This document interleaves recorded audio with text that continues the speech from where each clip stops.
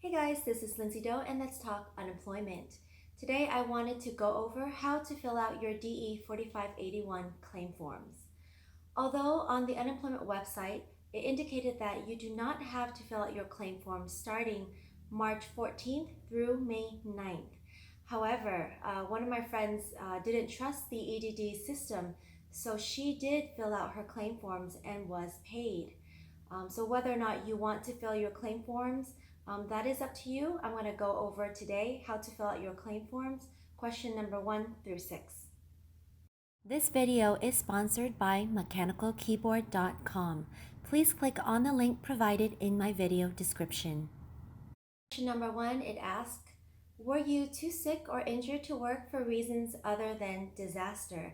If yes, enter the number of days 1 through 7 you were unable to work. Now, if you were too sick or injured to go to work, you would have to mark yes on question number 1 and indicate the days in which you were unable to work. If you had a common flu but would be able to work if you were offered work, go ahead and put no. If you put yes and indicate the days that you cannot work, your weekly benefit amount will be reduced by the number of days you cannot go to work. Question number 2, was there any reason other than sickness, injury, or the disaster that you could not have accepted full-time work each workday? The department wanted to know if, for whatever reason, you are unavailable for work. Now, if you are available for work, but due to the COVID-19, you are not available because of lack of childcare, you can go ahead and just mark no on this question. If you mark yes, your claim will be put on hold and an interview would have to be scheduled for you to talk to an EDD representative. Question number 3, did you look for work or contact your last employer? If self-employed, did you attempt to resume self-employment? This question basically just means, did you look for work? Understandably, on the unemployment online, it indicated that you do not have to look for work due to the pandemic. However, there were a lot of people who put no on this question and their claim was stopped. So what do? Go ahead and put 3 yes. If there was work available, you would be able to accept it, and you are looking for work such as going online, asking a friend about work, that would also suffice for the looking for work criteria. In order to collect unemployment, you must be able to work, available for work, looking for work, and did not refuse any work.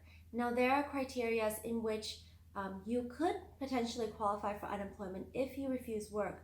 But for most of the time, you should not be refusing work. So go ahead and mark no if you did not refuse work. Question number 5, did you receive disability, private income insurance, or supplemental unemployment benefits? If any of these are applicable to you, go ahead and mark yes.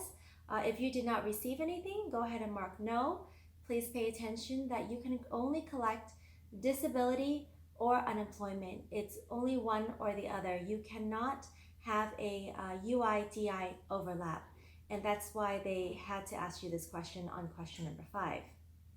Question number 6, did you work or earned any money whether you were paid or not? Now, this question is a little bit tricky.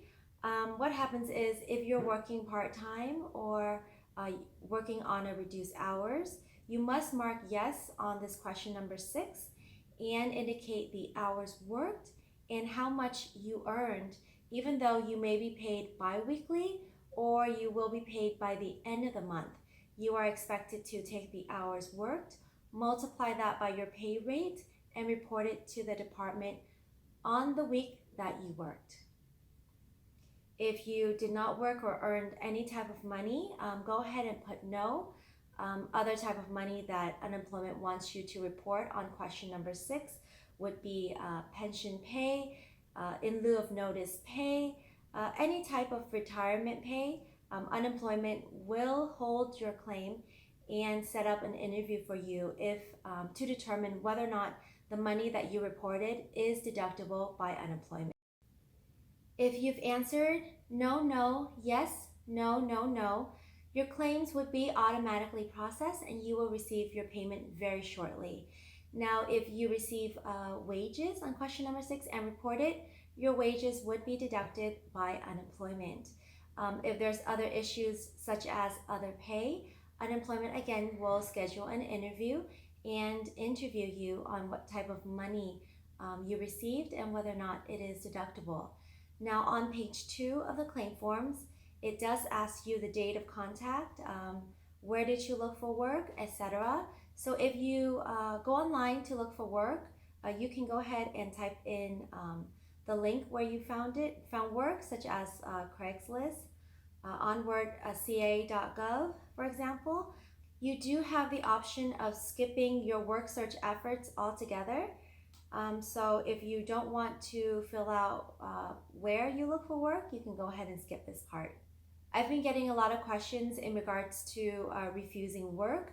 A lot of people are scared of losing their unemployment benefits because they are planning to refuse work due to lack of childcare, due to reduced hours or being furloughed, etc. So I'm going to go ahead and do a separate video to cover what is the criteria to make your refusal of work compelling. And so if you have good cause, you will be found eligible, but there are a lot of hoops that you do have to jump in order to qualify. It's a lot harder to be eligible once you refuse work because you have the burden of proof to the department that you did everything possible before refusing work. I hope that this video has been very helpful. Thank you so much. Please subscribe and see you next time.